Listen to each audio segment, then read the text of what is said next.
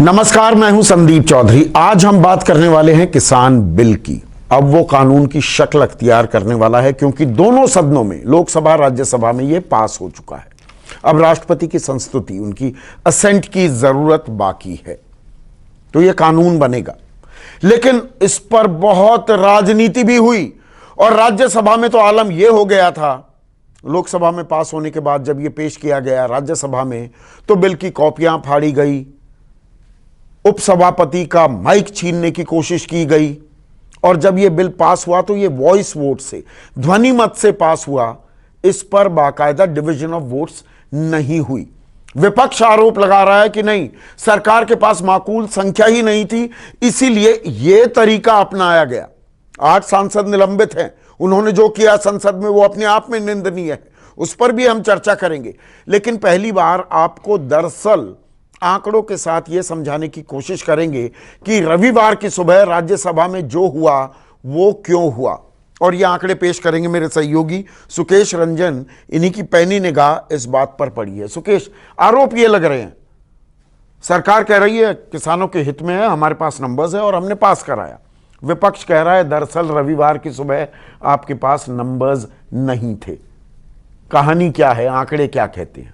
देखिए, पहले तो संसदीय परंपरा क्या है उससे शुरू करता हूं। पार्लियामेंट्री प्रोसीजर है कि कोई एक सांसद भी डिवीजन ऑफ वोट्स मांगता है तो इट्स एक्सपेक्टेड कि डिवीजन होगा।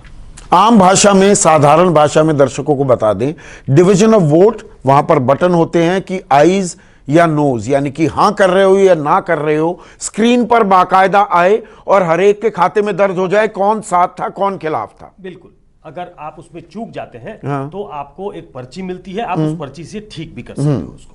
डिवीजन ऑफ वोट्स का मतलब है कि वोटों का डिवीजन करा के देख लीजिए कौन हाँ में है, कौन ना में है, बिल की स्थिति क्या है। तो एक तो कोई सांसद भी अगर डिवीजन मांगता है तो वो उसका पार्लियामेंट्री राइट है, उसको मिलना चाहिए। दूसरा, चेयर पे जो बैठा व्यक्ति है वो ये देखता है कि हाउस ऑर्डर में होना चाहिए। डिवीजन ऑफ वोट्स के लिए हाउस को ऑर्डर में होना जरूरी है। सभी लोग अपनी जगह से ही मतदान कर सकते हैं। थोड़ा टेक्निकल हो सकता है लेकिन आपके लिए नहीं, ये जरूरी है, दर्शकों को पता होना चाहिए। पे बैठ के ही वोट दे सकते हैं। आप देखते होंगे संसद में, अगर आपने कुछ लाइव देखा होगा वहां से टेलीकास्ट, तो जब डिवीजन का टाइम आता है, वोटिंग का टाइम आता है, तो चेयर ये कहता है अपनी अपनी जगह पे बैठ जाए ताकि आपका वोट रजिस्टर होता है। इस केस में दोनों स्थितियां नहीं थी।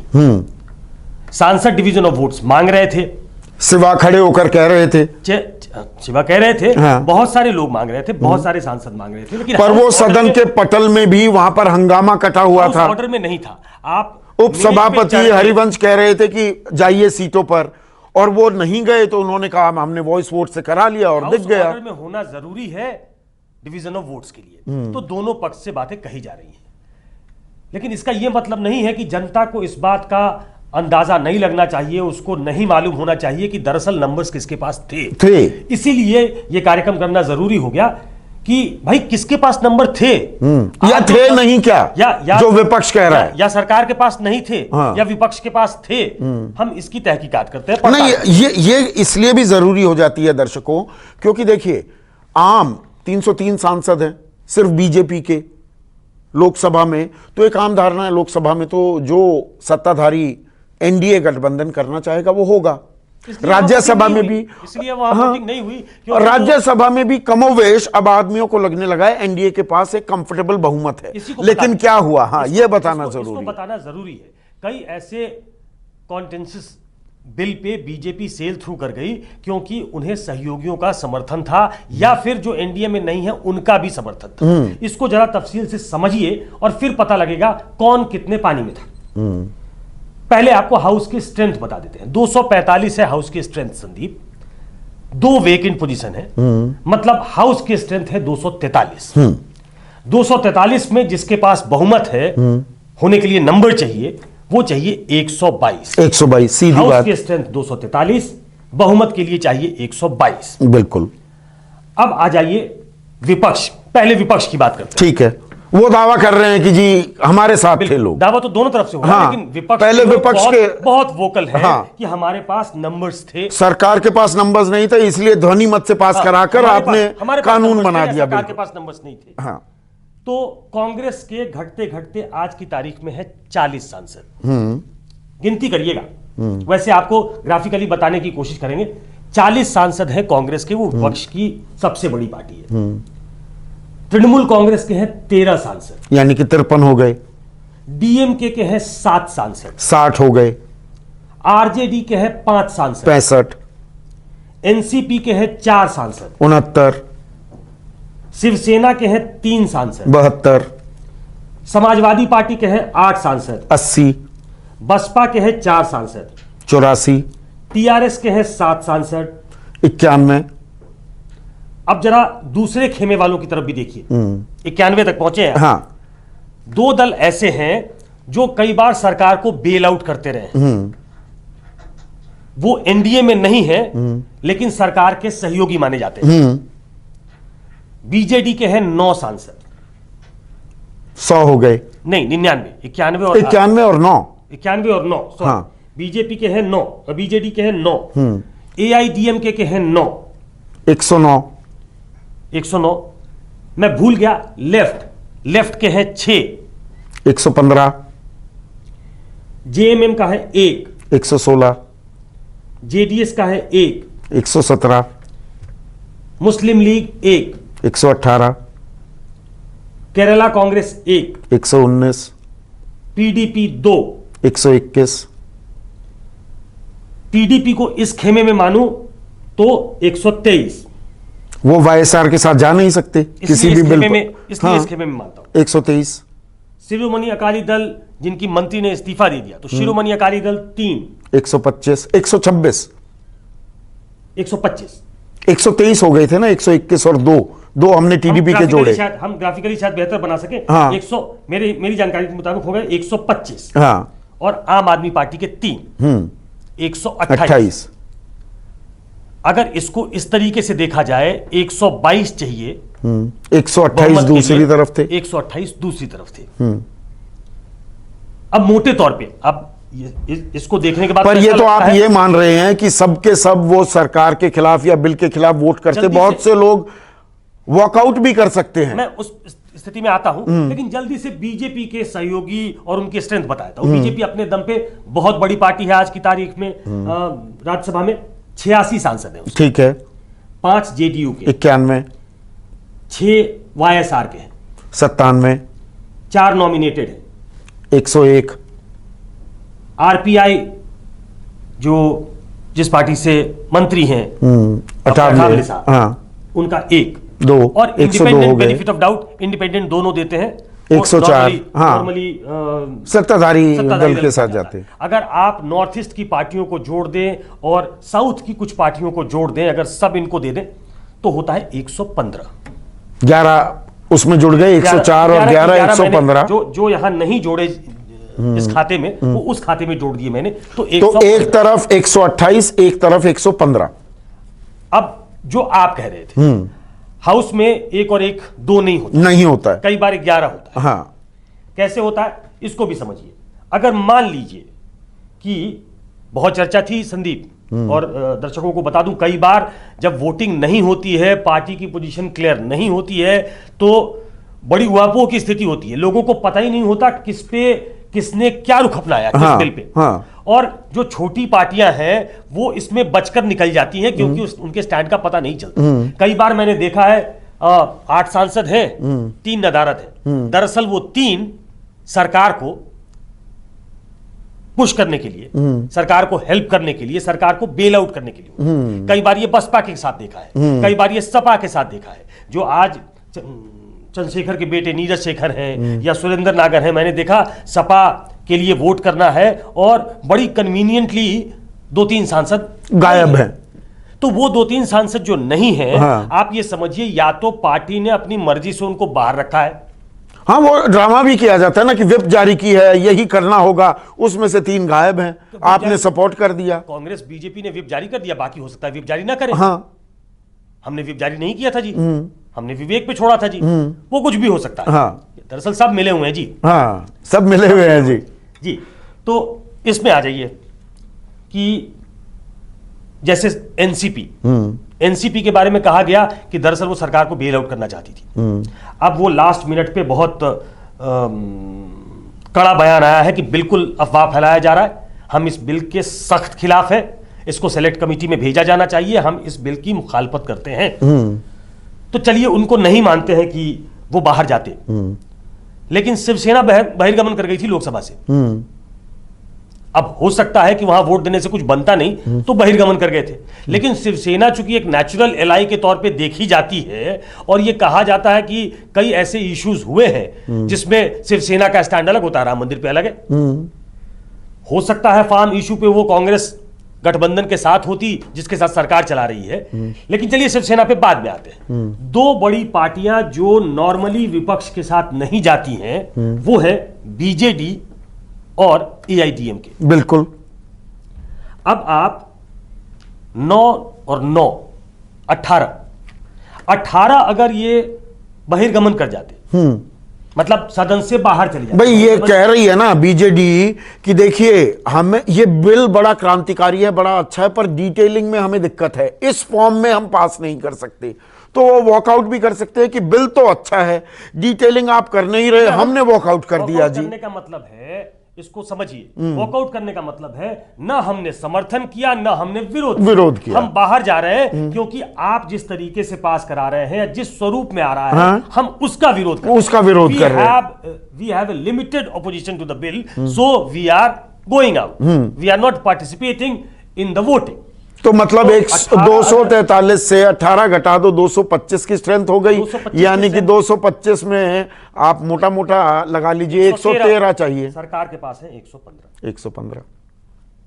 और एआईएडीएमके और डीएमके आप दोनों को साथ जोड़ रहे हैं, दोनों एक ही मुद्दे पर साथ तो नहीं दिखेंगे, ये भी एक कहानी थी। एआईडीएमके और बीजेडी जोड़ रहा हूं मैं। हाँ, नहीं मैं कह रहा हूं विपक्ष के खेमे में भी नहीं, ये मतलब एक पॉसिबिलिटी हो सकती है कि डीएम के खिलाफ है तो वो पक्ष में रहे या खिलाफ रहे, ऐसा हो सकता है। लेकिन जो भाषण था एआईडीएमके का, वो कह रहे थे, याद करा दूं दर्शकों को ताकि कोई कंफ्यूजन नहीं होना चाहिए, एआईडीएमके ने बिल को सेलेक्ट कमेटी में भेजने की मांग की। बहुत सारे दल ऐसे थे जो सुझाव दे रहे थे इसमें कि लेट्स नॉट हरी अप, इसको आप सेलेक्ट कमेटी में भेज दीजिए, और एक ऐसा बिल, एक हेल्दी बिल जब तैयार होकर आता है तब आप डालिए। तो मतलब वॉकआउट के ये कैंडिडेट, इसीलिए आपने बहुत सोच समझ कर दो पोटेंशियल कैंडिडेट देखे मैंने कि 9 और 9 18 हाउस की स्ट्रेंथ हो जाती है घट के 225, मिडवे मार्क 113, चूंकि 115 मैंने आपको बीजेपी का स्ट्रेंथ, बीजेपी प्लस अलाइज का स्ट्रेंथ बताया था 115, उसमें से कोई बाहर गया नहीं है, तो they might have sailed through। इसमें एक और पेंच है, अगर शिवसेना को बाहर कर देते तो वो स्ट्रेंथ हो जाती 222, इनके पास है 115, स्ट्रेंथ होना चाहिए था 112। मतलब 2-3 वोट से अगर बहुत जुगाड़ करते तो सरकार इसमें बच सकती थी। मतलब सरकार बिल्कुल टेंटर हुक्स पे थी। और इसमें एक और कहानी में जोड़ देता हूं। देखिए दर्शकों, हमारे सदन में क्या होता है, सदन में ये सिंपल मेजॉरिटी, हम एक तो बहुमत शब्द का भी हिंदी चैनल वाले गलत इस्तेमाल करते हैं कि किसी की 50% से ज्यादा वोट मिल गई, मतलब सीट आ गई और सरकार उसकी बन रही है, पूर्ण बहुमत से सरकार बन गई। पूर्ण बहुमत का मतलब होता है 2/3 बहुमत, 50% नहीं, ये सिंपल मेजॉरिटी है। ये सिंपल मेजॉरिटी वाला बिल भी था, इसमें कोई अलग अलग बिल होते हैं, उसमें आपको 2/3 बहुमत की भी, संविधान संशोधन का एग्जैक्टली सिंपल मेजॉरिटी से पास हो जाता। और इसके पास होने में सरकार के साथ दिक्कतें थी। सरकार नहीं, उसमें एक पॉइंट मैं यहां जोड़ना चाहूंगा, वो होता है कोरम। अगर सदन की कार्रवाई को मान्य माना जाए तो कम से कम 10% सदन की जो स्ट्रेंथ है उस उतने सांसद होने चाहिए। तो अगर 25 सांसद भी बैठे होते और 13 इसके पक्ष में दे दे तो यह बिल पास हो गया था। तो हमें यह भी देखना होगा, ये 243 के 243 नहीं थे सदन में, तो ये गणित और भी डगमगा सकता है कि 128 और 115 जो हमने बताया, अब 128 में से 80% वहां प्रेजेंट हैं, 115 वालों के 70 हैं, तो ये गणित और गड़बड़ा जाता है। देखिए, नॉर्मली विप ऐसे मुद्दों पे विप जारी होता है, सारे सांसद होते हैं। अगर सारे सांसद नहीं थे, नहीं, ये तो कोरोना से संक्रमित भी हो गए ना, बहुत से लोग वो थे नहीं। बहुत सारे लोग रहे होंगे, उनको अगर अकाउंट फॉर करें तब तो हमें जाके उस दिन का आपको स्ट्रेंथ देखना पड़ेगा, कितने लोग थे। मैं हाउस की स्ट्रेंथ जो है उसके हिसाब से बता रहा हूं, हाउस की स्ट्रेंथ पे कौन कहां टिकता। मैं एक जनरल बात कर रहा हूं कि हाउस की स्ट्रेंथ 243 है, 243 में 122 बहुमत की संख्या है, और जिस तरीके का कॉम्पोजिशन था हाउस में, वो बहुत ही वो किसी भी तरफ जाने का, अगर सरकार ने कुछ डैमेज कंट्रोल नहीं किया होता। देखिए, बीजेडी एक अग्रेरियन स्टेट है, वो मुझे नहीं मालूम कि वो वॉकआउट करते या खिलाफ वोट कर सकते थे, खिलाफ भी वोट कर सकते थे। उन्होंने ठेका नहीं लिया एनडीए को बेल आउट करने का। वो नवीन पटनायक महदूद हैं उड़ीसा तक, उनके दिमाग में सिर्फ उड़ीसा होता है। वो उड़ीसा में कोई ऐसा गलत मैसेज नहीं देना चाहेंगे जिससे वो डॉक में खड़े हो जाए। तो मुझे मालूम नहीं बीजेडी क्या करती, लेकिन जुगाड़ करके क्या बीजेडी को बहिर्गमन करा सकते थे, एआईडीएमके को बहिर्गमन करा सकते थे बिना अपने, और तब भी ये नेक टू नेक पोटेंशियल अपने कुछ। मैं इसीलिए कह रहा हूं कि उसमें भी कितने लोग वहां प्रेजेंट इन वोटिंग, तो वो भी एक खेल हो सकता था। तो ये हमने आपको समझाने की कोशिश की। एक लास्ट कमेंट पर चाहूंगा, 8 सांसद निलंबित भी हुए, गांधी की प्रतिमा के नीचे पूरी रात जगे रहे, सुबह सुबह हरिवंश बाबू उनके पास पहुंच गए चाय लेने के लिए। चाय पर प्रधानमंत्री ने ट्वीट भी कर दिया कि देखिए कितने महान इंसान हैं, ये चाय पिलाने जा रहे हैं जिन्होंने इनके साथ बदतमीजी की। अहमद पटेल कहते हैं कि चाय नहीं न्याय चाहिए। तो ये अभी गेम मतलब पूरी तरह से पटाक्षेप नहीं हुआ है इस नाटक का भी। देखिए, सरकार ने बिल पास करा लिया, हाँ, सरकार के हिसाब से उनका काम हो चुका है। उसके बाद उन्होंने एमएसपी बढ़ा दी। जिस एमएसपी पे सवाल उठ रहा था, सरकार ने ये नैरेटिव क्रिएट करने अभी फसल कटी नहीं है, नई फसल का घोषणा कर दी गई, ये भी पहली बार हुआ है। ये कॉन्फिडेंस जनरेट करने के लिए था। ये सरकार ने बिल्कुल आनन फानन में फैसला लिया, क्योंकि एक सरकार, आज पूरे अखबार में पूरे पन्ने का एडवर्टीजमेंट है, आपने देखा होगा संदीप, कि क्या झूठ है क्या सच है, आप देख लीजिए। देखिए, सरकार इसमें डॉक पे है, उसको लग रहा है कि सारी पार्टियां मिलकर सरकार को कटघरे में खड़ा कर एमएसपी के दाम बढ़ाकर आंदोलन ठंडा करने की कोशिश है। एमएसपी का दाम बढ़ाकर उन्होंने एक एंडोर्समेंट देने की कोशिश की है कि अगर एमएसपी हटाना ही होता तो दाम क्यों बढ़ाते, मतलब नहीं था। तो सरकार बहुत संजीदा तरीके से दिखना चाहती है किसानों के मसले पे। उन्होंने अपना बिल पास करा लिया है। जिन लोगों ने विरोध का मन बनाया था, उनको राजनीति भी करनी है, उनको खड़े दिखना भी है, तो वो संसद में भी हैं, संसद के अंदर भी विरोध कर रहे हैं।